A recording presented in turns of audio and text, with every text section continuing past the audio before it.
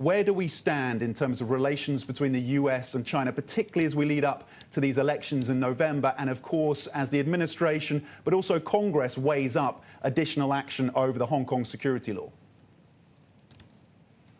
Well, I guess the background to what's happened is that US and China have now moved from a position of cooperation to one of outright rivalry and competition. So that's the background for the coming presidential election in the United States, where both sides of the presidency, the Republicans and the Democrats, are united on the issue of China. To push back against China, they believe that China is not playing on a level playing field, and that the US needs to push back on all fronts in order to redress the balance. So that's really the context of what's happening, and you have to see Hong Kong in that light.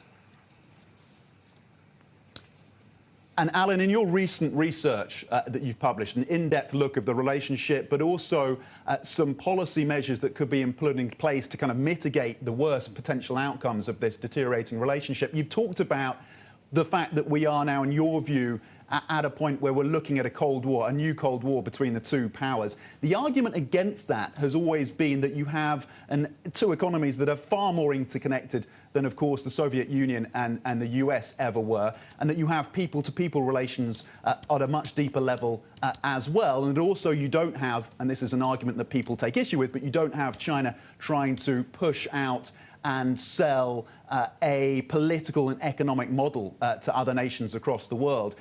What is your pushback against some of those arguments? Yeah, well, my basic argument is that if you look at the parallels with the first Cold War, they are overwhelmingly reflected in what's happening between the US and China now. So the competition between the US and China is not just between two normal great powers, it's a systemic competition across the board. It's partly ideological. There's one between democracy, a leading democracy and a leading authoritarian state.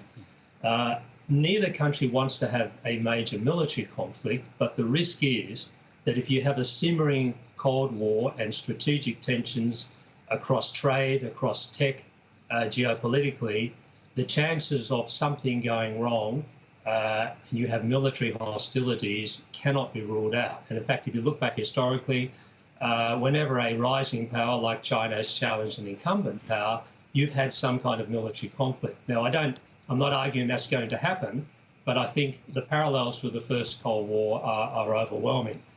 The one key difference, and I can see this, is that the US and China are now interconnected in a way the Soviet Union and the US never were. So a lot of people would argue that because of that interdependency, it doesn't make sense for the US and China to get into a really strategic competition leading to military hostilities. But again, I think that can't be ruled out regardless of the fact that the economies are both closely connected. And you can see that now playing out across the world, whether it's in trade, whether it's tech, Huawei, all these sorts of issues now are becoming lightning rods for worsening conflict between the US and China. Alan, David here. Does anything change if Biden wins in November at all?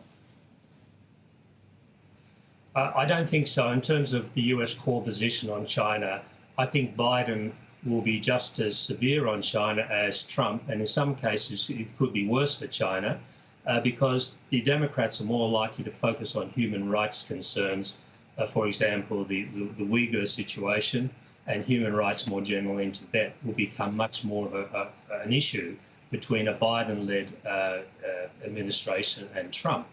So it's quite interesting that China, if it had to choose, well, it will have to choose between the two, would prefer to see Trump re-elected rather than Biden. That tells you a lot. Now, Alan, you mentioned the interdependence right now of these two economies, and by virtue of that, you have a lot of companies right now pretty much caught in between here, and frankly, a lot of them cannot ignore this anymore. How do you manage your risk as a CEO here? You know, what are the practical steps executives need to do to be able to manage this, which frankly will be around for the next few decades? Yes, well, look, I think the key point for businesses is that geopolitical risk has become much more important. If you don't understand what's going on in the geopolitical domain, you're not going to be able to make smart business decisions. So it's all about risk management, or de-risking, if you like, your business relationships with Chinese partners. So what looks likely to happen is the US and China are going to decouple their economies in specific sectors, semiconductors, for example, perhaps even financially. And businesses are going to have to be very aware of what the consequences will be for their relationship with both the United States and China. You're going to see a lot more reshoring occurring of US businesses bringing back their production chains into other countries or the United States, and a lot of ring fencing of capacity in the United States as well. So that is going to make it much more difficult to make decisions about business relationships with Chinese partners if you know that the US administration could be, for example, conducting sanctions against Chinese businesses, as is likely to happen in Hong Kong. All those things have to be factored into more of a risk-based approach now to trade with China and the United States. Alan, how vulnerable is Hong Kong at this point to these potential additional actions from the US? I think Hong Kong is extremely vulnerable. I think we're at the beginning of the end of the Hong Kong that we've all known. The national security law, which now most of the Trump administration has now had a chance to look at it. You've got legislation going through the United States Congress. Clearly, there are going to be sanctions against Chinese companies that will affect Hong Kong.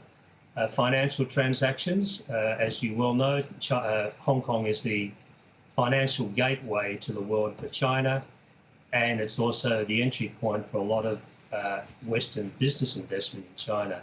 That's going to be a lot more difficult in the future, and US-denominated transactions in in Hong Kong, are going to be much more difficult. So the US is going to probably put a lot of constraints on what China can do in terms of financial transactions in Hong Kong. That will have a very deleterious effect on Hong Kong's position as a unique business hub for China. It's going to become more like the rest of China over time. It's not going to happen immediately, but you can see where this is going in the medium to longer term.